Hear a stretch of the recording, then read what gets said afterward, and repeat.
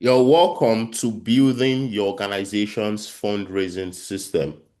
Congratulations once again for getting the fundraising success toolkit. In this step-by-step session, I'm going to be showing you the 5 steps you need to take to start raising money consistently. I'm not going to go into too much words because I'm going to jump straight to the point because what's important in this process is your ability to execute. And regardless of where you are in the process, if you find anything challenging, please use my email. Email me. Let me know where you're struggling with. I'll be up and available to help you navigate this process. And if there's any need for me to come in to help you execute this process, I'll be happy to come in and help you execute this process. So the 5 step process. The very first step is the board activation. This is where you get your board activated to start fundraising for your organization. The second step of the process is fundraising planning, and this is where you actually build out your entire fundraising strategy. The third step of the process is building your organization's fundraising team. This is where you get to bring in the help, the support that you need to multiply your effort and amplify your results. The fourth step of the process is where you create your fundraising content and materials because it is messaging you're going to be sending out, you're going to be communicating, and you need everything ready and available. And lastly, where you execute consistently so that you can start seeing results, so that you can start getting funded consistently. Now, the very first step of the process, board activation. Many people want their board to raise money. Many want their board to support their fundraising, but they get it wrong. They think all they have to do is set up expectation, basically tell board members this is what you have to do, you have to raise money, and then board members are going to go ahead to raise money. But what we found is most times this never works. Other people think it's all about giving board members fundraising obligation. You have to raise X amount of dollars this year. What we've also found that is this process also never works. What actually happens is when you give board members obligations, you give them fundraising targets, just like the way they give sales targets. You put them under pressure, and because they are not paid staff, you are most likely going to lose them because many will begin to withdraw silently. And before you know it, you have a board that's disengaged and that's passive. So, how do you get board members to actually support your fundraising? And this is what board activation is really all about. But before we go into how to activate your board, how can your board members help you when it comes to fundraising? This is another mistake most founders and most nonprofits make. They think when it comes to board members supporting fundraising, it is actually them going out to ask for money. They think it's actually them organizing events and trying to, raise money from their network, reaching out and making the ask. While these are possible, but here's the reality. Your board members are what we call the leaders of your organization. And what that means is it is not their role to do, it is their role to build with you as fellow leaders. So when you box in your board members to actually be your fundraisers, you are actually putting them into a role that is going to destroy your board relationship. Because think about it, most board members did not join your organization to become fundraisers. In short, they were never fundraisers. So many of them are never confident, in fundraising. So how do you get your board members involved in fundraising knowing this? This is really what board activation is all about. But here's the thing. There are areas your board members are strong in. There are areas that they are willing to go all in for the organization. It is your job to find those areas. Some board members will be happy to actually work with you to build this entire fundraising system. Some will be happy to work with you to recruit the fundraising team and lead them. Some will be happy to recommend people from their network to the organization so that the organization fundraising process can take its course and raise money from them. Some will be happy to steward some of your donors. And some will be happy to actually go into the field and actually ask for money and raise money for you. Some will be happy to organize events. But it is not in your place to actually say this is what you should do because by the time you box them in based on your understanding, you are limiting them and then that's always going to backfire. But when you give them the opportunity to choose how they want to support the organization, whether it's in showing up to actually help you make the ask, whether it's in going out to ask for money, whether it's organizing events, whether it's leading fundraising team, recruiting fundraising team, stewarding donors, when you give them the opportunity to choose how they want to support fundraising, you find that board members are willing to take on more responsibilities than you would ever give. So how we get board members involved in fundraising is getting them to decide where they want to contribute to helping the organization raise money. And we've seen board members who feel, the best way I can even contribute is actually supporting the fundraising budget by donating so that we can actually raise more money. Some have actually stepped up to say, I'm going to recommend my network. And not just recommend my network, I also want to give. Some can actually say, I want to be in the game. I want to be out there asking for money for the organization. So when you help them make that decision, you gain more than when you try to box them in based on your limited understanding. So the key is actually getting board members to take up responsibilities. And that's what our fundraising planning process is really all about. This is where it all starts from. So what we do with this process is with one process, which is our fundraising planning process, we both activate your board and also build your fundraising plan. We do this based on the premise that people who plan together execute together. So when you plan your board fundraising, when you plan your fundraising with your board, you're most likely going to get them to execute with you because think about it, as humans, we'll tend to commit to things we help creating. When people create plans and try to force them on us, we tend to resist. But when we're part of creating that plan, we're more committed to follow through to execute that plan because that plan has our voice, it has our ideas, and that's what the next step of the process, which is the fundraising planning exercise, is all about. So now that you understand that you have to activate your board to raise money, now you understand that it is important that you don't actually do this alone because think about it. It is the responsibility of your board to ensure your organization is adequately funded. According to the government, the organization is not owned by anyone, but it is kept in trust of the board, which you, the founder, you're a part of, or you, the executive director, you work for the board. So it is the board responsibility to ensure the organization is adequately funded. So it's important you carry them along through the process, whether they are presently disengaged, whether they are presently not interested in the organization. It is as far they are sitting on the board, it is their responsibility to ensure that the organization gets the resources it needs to go about its, programs. So your priority should be first to activate them before even going into the process. And the good thing is our process actually helps you both activate them and also go into the process at the same time. And when you do this, you get the support you need to be able to execute. You no longer go in doing things all by yourself. Like I always tell most founders and executive directors I work with, the nonprofit world is not a one-man show. Fundraising is not a solo sport. You need people. You need people to work with you. You need them to support you. You need them to share you on. And overall, you can't do this on your own. And you shouldn't even do this on your own. So it's very important you carry your board along, and that's why we have board activation as the very first step of this process.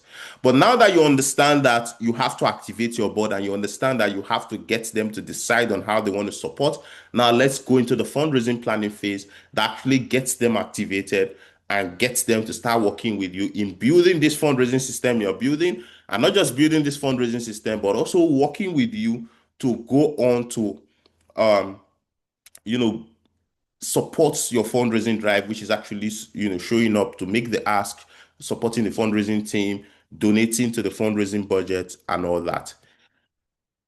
The second part, fundraising planning. Like I said, people who plan together execute together. So when it comes to fundraising planning, the core concept here is this. We want to identify who are the people, who are the businesses, the grantors that are meant to fund your organization. This is the basics of any solid fundraising strategy.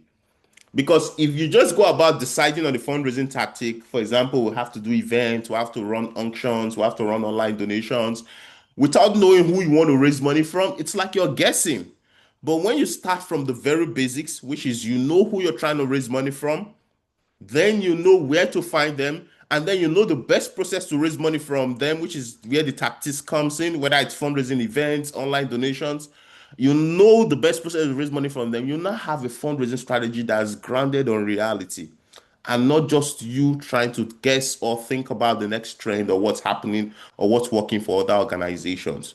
So the basis of the fundraising planning, which is where you build your fundraising strategy, is identifying the type of people, the type of businesses, the type of grantors that are meant to fund the organization, where to find them, how to attract them daily, the step-by-step process to raise money from them, the people you need to execute consistently because consistency is what creates results, the materials and content you need to raise money from them, and of course the fundraising budget. That's what building a fundraising plan is all about. But our process involves going through this process with your board because, like we said, people who plan together execute together. So you want your board to go through this process with you. And what that means is for the very first step of this process, you are going to email each of your board member. We've provided the email template already. So everything you need to execute, we've provided it for you. So you have nothing to worry about. So the very first step of the process, you are emailing your board members to say, we're looking to raise money for this year. This is how much we're trying to raise. We're going to need all your ideas because we know I can't do this alone. We need all your ideas so that we can be able to raise money. Please fill up this fundraising planning form to share your ideas on how we can raise money for the organization. This does two things. It invites the board in to know that we're moving towards a new level. We're trying to raise this money. We're trying to grow to this level. We need money and we need your ideas. Board members begin to feel, like they are precious people because at that point you're asking for the ideas. And like we say in the fundraising world, ask for ideas, ask for money, get advice. Ask for advice, get money twice. So when you're asking for advice, when you're asking for ideas, people are happy to give because it's an easy ask. So it's really the very first point to get board members involved in fundraising, asking for ideas. It's very simple. And if you understand the principle of psychology, right, it starts with asking for small. When you get the small, you can then ask for the big because when they give small, they've committed. And then when you're asking for the big, they are more likely to give because they've already committed, by giving the small. So first, we're emailing each board member, sending out the fundraising planning form, the fundraising pre-planning form to each board member to say, share your ideas. Who do you think we should be reaching out to raise money? Which businesses do you think are most likely going to fund our mission? Grantors do you know that can fund our mission? How do you think we can raise money from them? Where can we find these people? How can we attract them on a daily basis? And of course, how do you see yourself supporting the organization when it comes to fundraising? And you have different options for them to choose from. I can support in donor stewardship. I can support by leading the team. I can support by recruiting the team. I can support by writing the fundraising materials. Any of the areas that they choose to support, right? That's where you get to engage them moving forward. But for now, we're just talking about collecting the ideas and how they want to support. And of course, we're also asking, are you open to giving to the organization to support this fundraising execution? So that those who are looking, who are ready to give, can actually step forward to give. Because at the end of this fundraising planning, you're going to have a small budget that says this is how much it's going to cost to raise the money you're looking to bring in for your organization. So, for example, if you're looking to raise $300,000, you're most likely going to have a budget that says, this is what's going to cost you to raise the $300,000. So you could have board members actually give to that, especially if you're an organization that doesn't have money. You could have board members give to the organization's fundraising budget so that you can raise more money that can then go into the program. This is a better way to ask board members to give. When you're asking board members to give to programs, that's like you asking for money for consumption. But when you're asking to fund fundraising budget, you're asking for money to bring in more money, which is where board members are really happy to give. So that's really the first step of the process. Once each board members fill out this form, of course, our email template gets them to see the importance and get them to fill out the form and even give them a timeline so that they can fill it out in time. Once they fill out this form, your job as the executive director or as the founder is to collect those ideas. Remember, you're also filling out this form because you're a part of the board or you're a part of the leadership. You could even send out this form to every member of the organization, including your staff, your volunteers. because you don't know where the wonderful ideas are going to come from. But the goal is you're collecting ideas from your board, which is very important because we want to activate them to support your organization's fundraising drive. Then, of course, you can collect ideas as far as possible because you want as many ideas as possible. That's what you can work with. Then you can then consolidate all these ideas into one fundraising plan.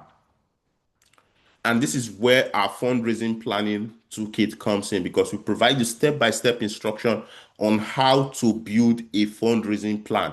And based on those ideas you've collected, you can actually bring it in when you're building the fundraising plan and reinforcing the fundraising plan that you finally create.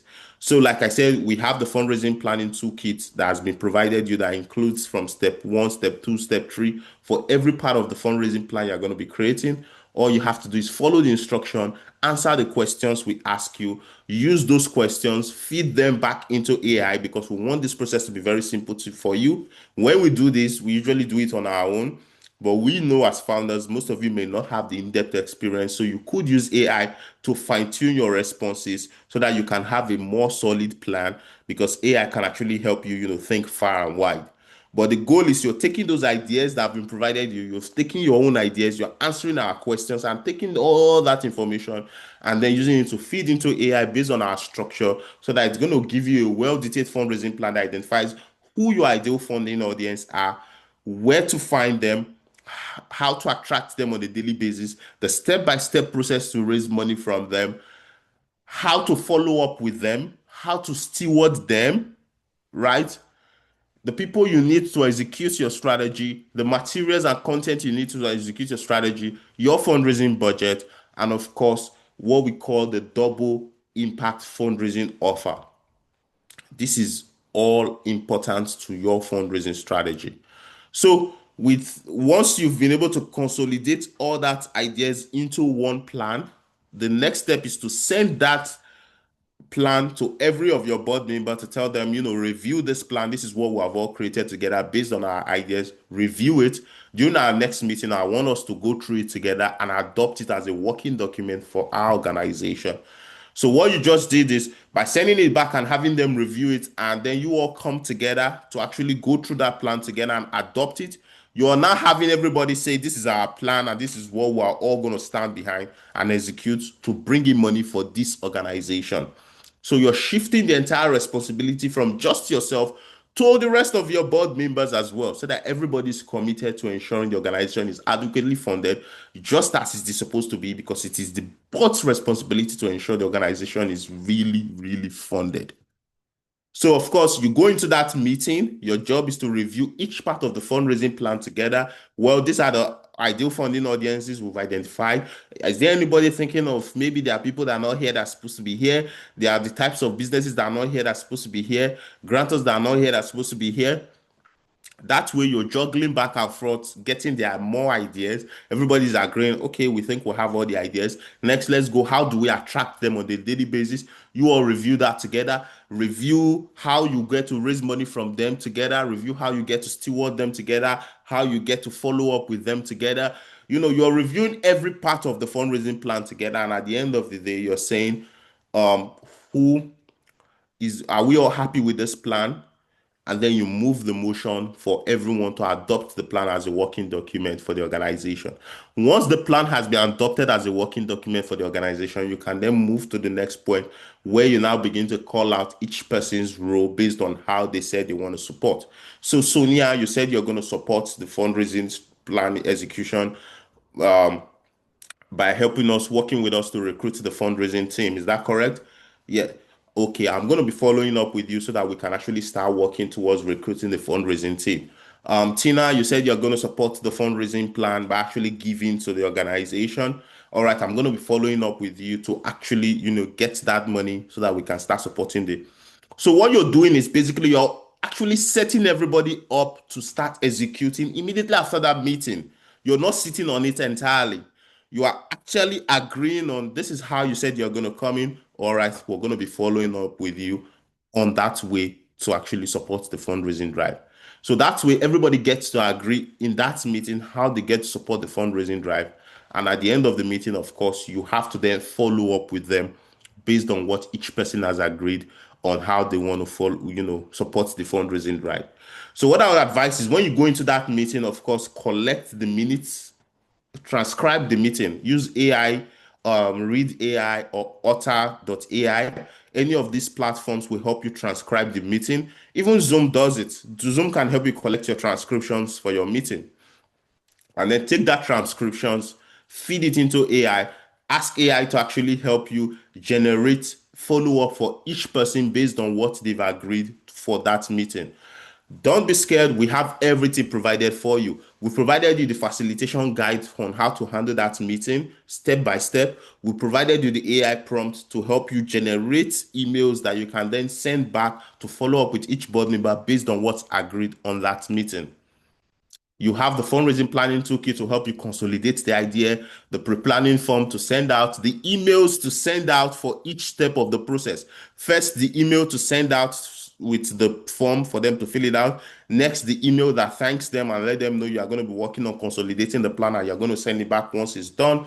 Once the plan is done, the email to actually send it out and then invite them in for a meeting, the facilitation guy to handle that meeting. And after that meeting, the email to actually send out after the meeting, all provided for you because we want you to do this right. And of course, you have the room to modify, to improve because the entire template we provided you is editable. So you can actually go in, improve them, make it your voice depending on how you want it. But the goal here is we've provided you the baseline for you to execute from.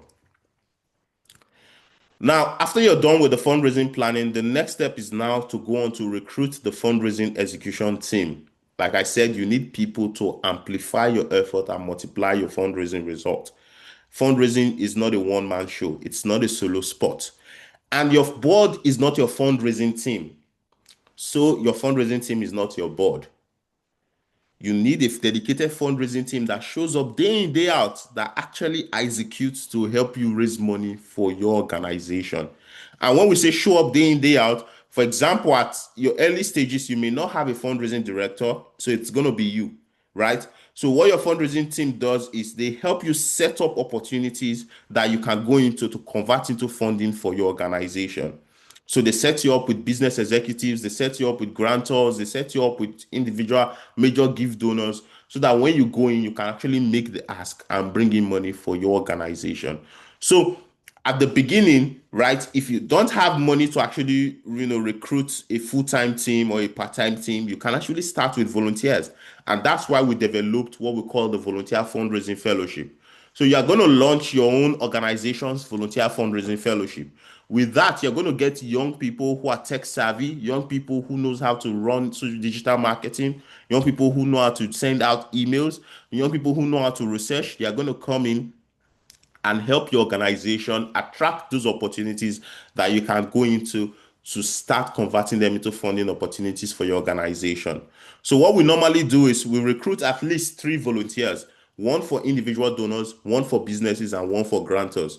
What these volunteers does, what they do is the individual donor volunteer actually researches individuals that align with your mission based on your identified funding audience in your fundraising strategy. So they identify people that fit that criteria you've identified, right? And build a list for you. 2, right? Aside researching, they also help you create content across your social media space that attracts this kind of people to your organization, right? And then, of course, they also lead them down your fundraising funnel.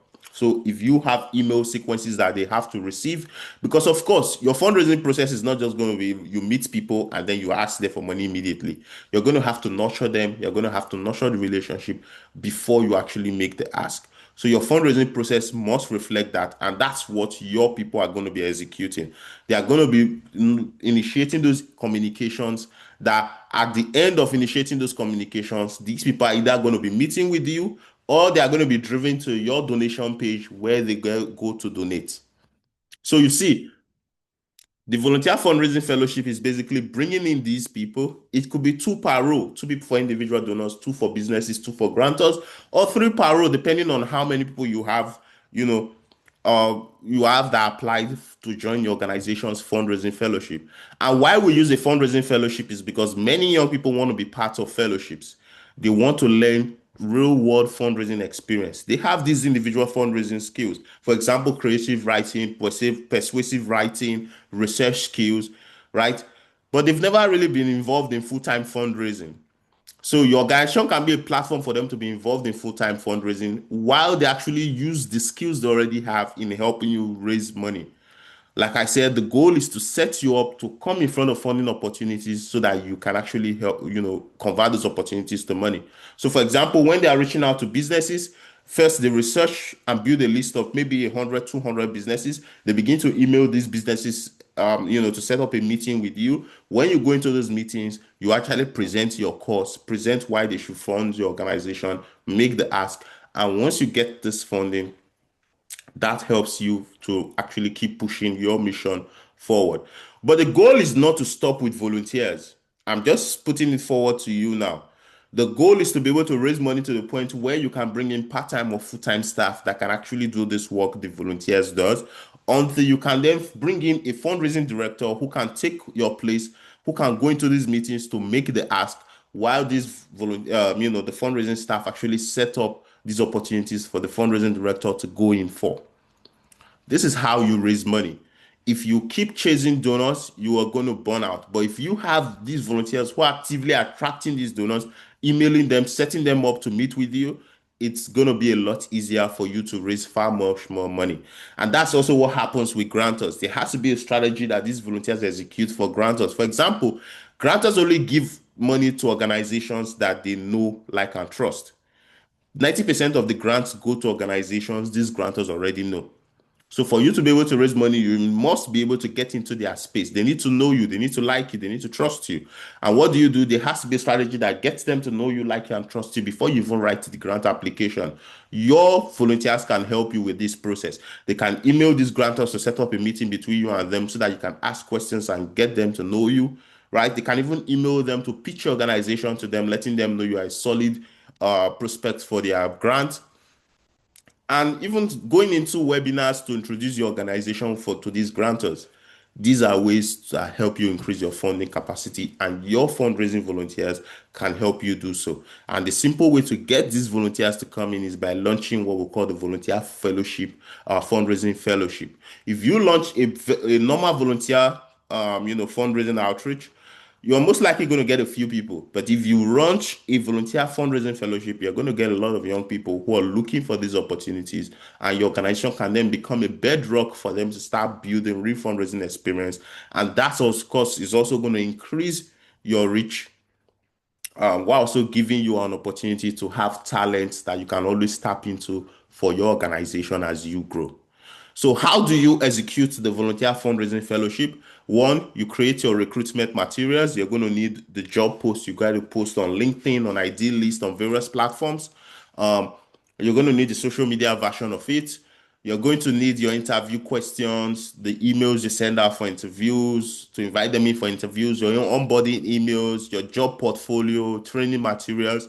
All that needs to be created. The good part is we've used AI, provided you AI templates to help you create each of these materials so you don't have to think it. Just go follow the instructions, use the AI templates we provide. Once you create these materials, the next is to launch your recruitment outreach, put it out on different platforms, social media, share it far and wide so that as many people as possible can apply.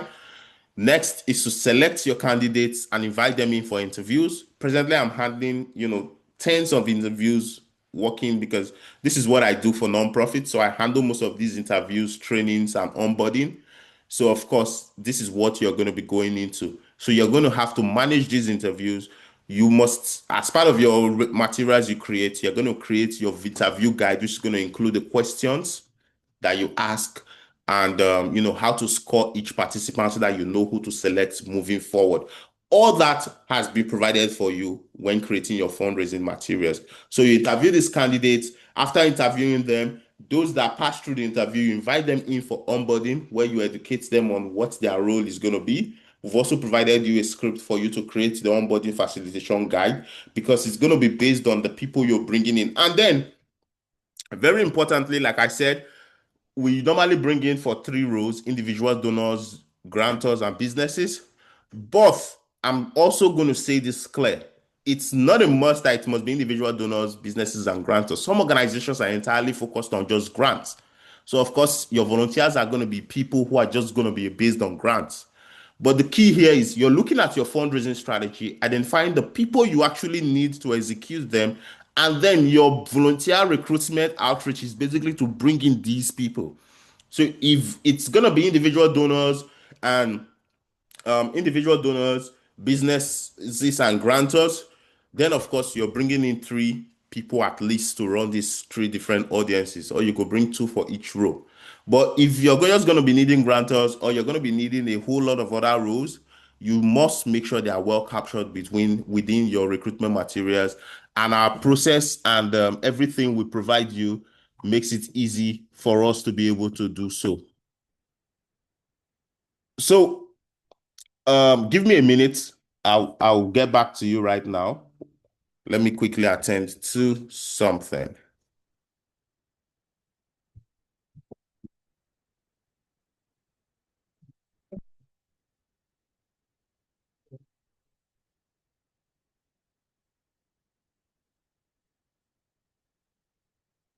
So that's what it takes to bring in these volunteers. Next, onboard them. And once you onboard them, next you begin to train them. So what we've done is we've simplified the entire process for you so that it can be very easy for you to go through. Once you're done with the interview, you send them the onboarding email, which you must have created in step one, where you created the recruitment materials. The onboarding email is going to include their job portfolio, their training materials, time for you to meet with them. So that when you go into the onboarding, you're basically explaining the strategy and their role in the strategy to them. You're not training. After the onboarding, you then resend them their training materials, which is going to be including their roles, how they show up, what they have to do. All that will be created with AI for you based on your fundraising strategy you created. So AI is going to look at the fundraising strategy you created. It's going to look at the people you need. It's going to look at what they are going to be doing and then create a tailored training material for them. So you don't have to train anybody, just send them the materials and they are going to understand what to do so that when you get to the final onboarding session where you all come together to want to start the execution process, it is basically asking them what they understand about their role, what they are going to be doing, confirming that they understand what are going to be doing before you lead them to start executing. So when you work with us on a one-on-one level, of course, a lot of these things are taken care for you. We actually come in, we train them, we onboard them, we recruit them, we just deploy them and tag them to you and your board members, and you all begin to execute together. And this is one of the reasons why it's very important you have a complete board, like a board with all the skill sets. So if you have a professional grant writer on your board, if you're bringing in a grant writing volunteer, they're most likely going to be working with the grant writer on your board. So that's going to free you up. Like I was telling a founder today, it makes things easy for you. If you have a board member who's good in business connection, the person is going to be handling the volunteers that are going to be connecting with businesses and then guiding them. So all you have to do is show up to those opportunities with that board member with you, which is going to reinforce your credibility, showing that you are really an organization and not a one-man show. So it's important you really have board members with all the skill sets that's needed for you to succeed. That way, you're going to have board members leading each of these volunteer teams, and then you are the hem of the entire affairs, just going to be showing up with these board members to make the ask and support your organization. So this is the entire process. First, you create the materials. Next, you launch the recruitment drive. You select those you want to bring in, invite them in for interviews. You go in, interview them. After interviewing them, of course, you invite them for onboarding by sending them the onboarding email that includes their job portfolio, time for the onboarding, materials that they need. And then, of course, you go in, onboard them, and then send them their training materials. And once you're done with that, you can then move on to create your fundraising materials. Now, you could actually go ahead and start creating your fundraising materials before even the volunteers come in. But again, it's all a process. You could wait, recruit your volunteers before you create your fundraising materials. So you're creating your fundraising content and materials is basically equipping your team, making sure they have everything they need to execute. You don't want a situation where somebody's going to say, we're waiting for the founder, or we're waiting for the executive director before we send out messaging. No, they have to have all the messaging ready and available for them to deploy at any time. So what that means is you've created these materials, you've created this content, you've reviewed them, you have, approved them, and then you've made them available for them to start using at every point in time. Of course, there's room for creativity when it comes to volunteers, but we are trying to really reduce as much mistake as possible, and that's why we're making sure that they have a structured execution process, and not just a structured execution process, but they also have the structured materials that they are going to need to execute, and that's why you're going to make sure you have everything ready for them from the landing page you're going to be driving donors to the proposals, to the grant templates, to the email sequences, to the social media content. Every one of them, we make sure they have them available for to help them execute. This is very important if you want to get the best out of your volunteers. So, of course, for you to build your fundraising materials and content, you must review your fundraising strategy. Look through your fundraising strategy again to identify every content and material that's needed to execute your strategy, right? Identify, use AI to go in and then, you know, write out every content. And not just use AI to write out every content and just adopt it as it is. You still have to review the content, read through it, edit it, make sure it's speaking your language, make sure it's coming from your voice. Because of course, AI can be very generic sometimes, but we've actually provided you detailed prompts to ensure that you're actually doing it right. But regardless, we'll still say you read through, review it, modify it, make sure it's speaking your voice before it's approved. And then for those materials that are going to be using, for example, if you're going to be using proposals, if you're going to be using landing pages, home pages, whatever that's going to be needed, you want to make sure they are properly branded. Your organization's logo, your organization's colors, all that are well reflected within the materials that you're going to be using. Very important because when it's well branded, it shows a high level of professionalism, and donors and prospects begin to look you from that point of view. And lastly, once you have everything created, you want to make sure they're accessible. What that means is you should have a Google Drive or an online platform where all the materials are, so that when volunteers need them, all they have to do is go in there, get it, and use it for their execution purposes. And then, of course, lastly, this is where you launch your fundraising campaign. Of course, before you launch your fundraising campaign, it is very important that you know that this is you are the leader and you must hold your team accountable. You must actually have a structure that ensures that execution is effortless. So, how do we do this? First, once your team is onboarded and ready to start executing, you must hold what we call the onboarding session, where you bring everyone together. You all go through the strategy, everybody explains their role. You're making sure they understand their role. I said everyone explained their role, not you explaining their role to them at this point. Because by explaining their role, it shows that they understand what they are going to be doing. And those that can't explain their role, it means they don't yet understand. That's when you can then educate or explain and reinforce. But make sure your onboarding session before execution is really where everybody is explaining their roles. You are showing them the materials and tools that there is available to them to help them execute. You are establishing accountability structure, which is going to include your weekly review form, which is where volunteers actually fill a weekly review form on what they've done, what they notice in the field, lessons they learned, and areas we can improve our strategy. You want to make sure that form is available to them. We've provided that to you as well. Another accountability measure is actually having bi-weekly meetings. So you or a board member in charge of them could actually have bi-weekly meetings with them to talk to them, understand what's needed, whatever support they need, and make sure they are kept motivated for the organization.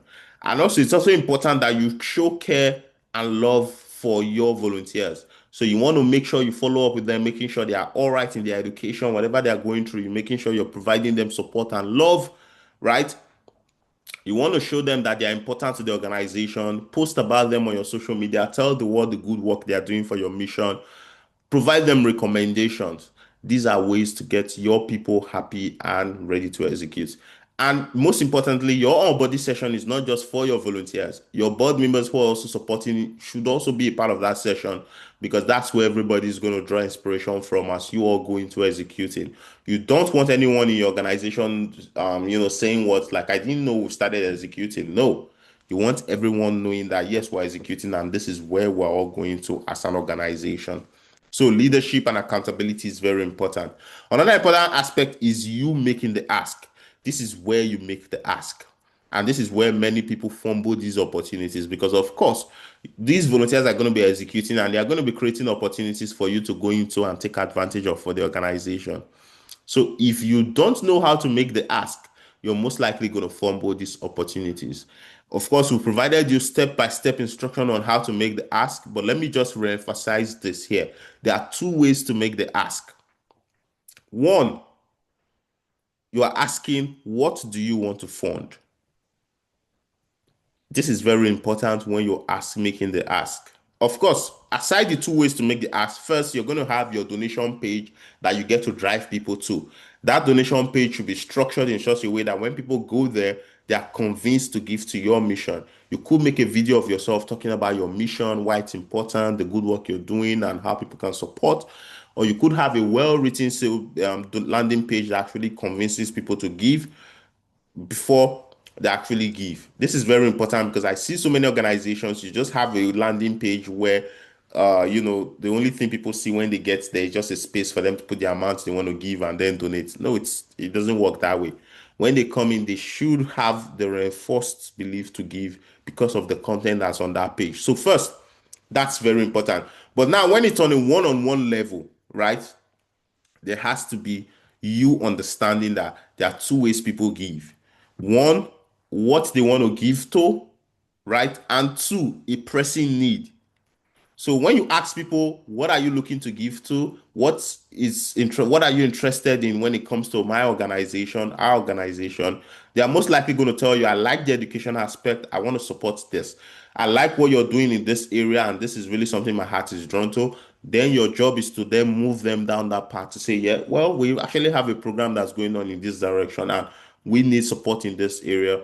If you can support us, this is how it's going to look like. This is transformation we're going to create. This is what you're going to benefit in return. This is the feeling you're going to have. That's how you reinforce them and then get them to give towards that direction. But when it comes to people who already see your promo out there, people who already see what you're all about, and they're saying they want to give to your organization, that's where you then talk about a pressing need. People give to pressing needs. They don't just give to anything. If you have 10 women out there who are presently experiencing domestic violence and they need support, you're going to find people who are going to give to them.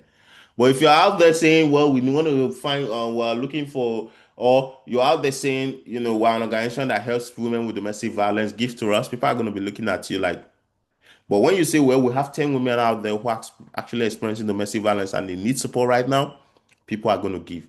So, two things, they give to pressing need or they give to what they want to give to. And that's why you have to ask. But if these people are open to actually giving to anything, then you point them to a pressing need. And when they even ask, when you ask them and then they give you a hint to say, I want to give, I love what's happening within the education space. Also point them to a pressing need, never to a past need, never to just giving for the sake of giving, but giving for the sake of solving a immediate problem. People are always giving to the causes like that. In short, your organization should be a bridge for people to be able to reach where they want to go to. Like the bridge behind me, you can see. If at the other side of the bridge is a feeling of, I've done good, right? Your job is to be able to, your organization is this bridge that gets them to get to that point where they are feeling like they've done good.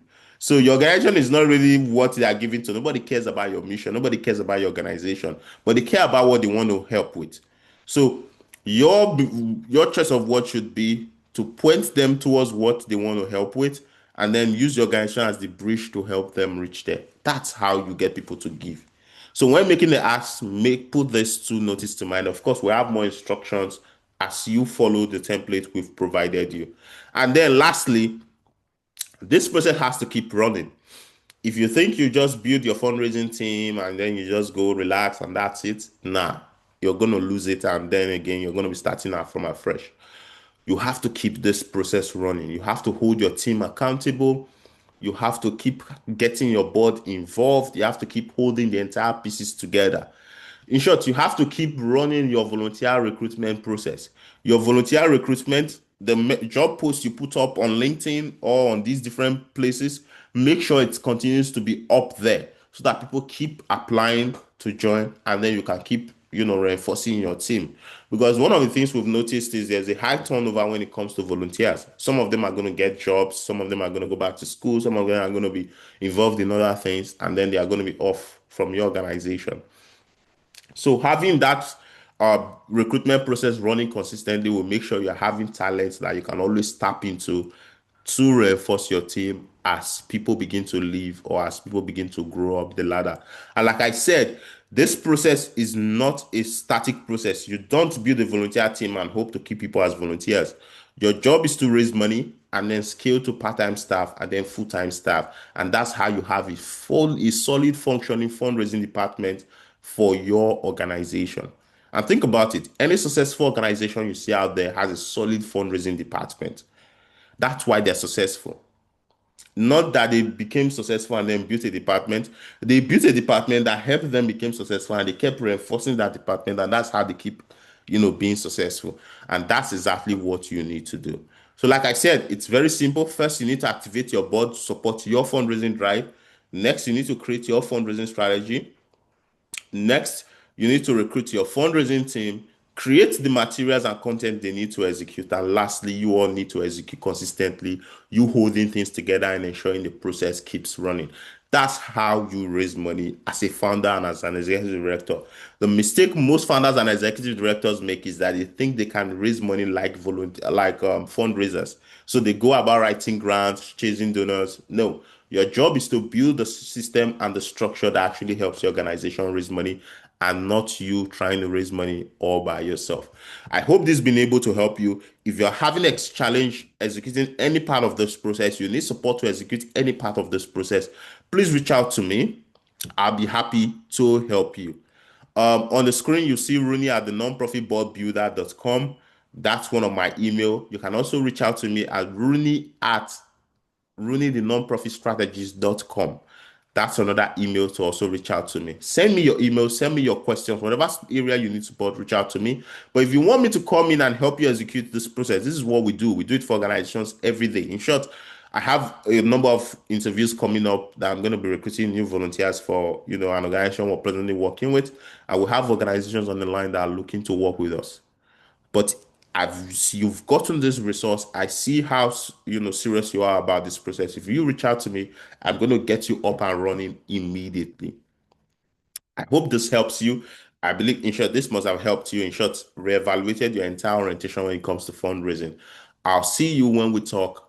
But if we don't talk, please reach out to me. And then again, I need your review. I want people to know that something like this exists. So it can only get to others when you reach out to me and tell me, I've been able to go through the system.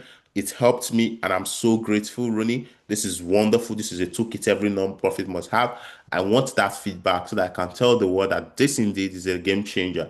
So let me have your feedback. I'm looking forward to it. And remember that every tool and template you need to execute this process have been provided to you.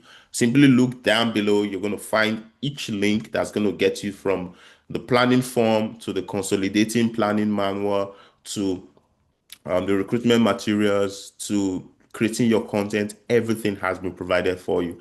I'll see you on the other side. All the best.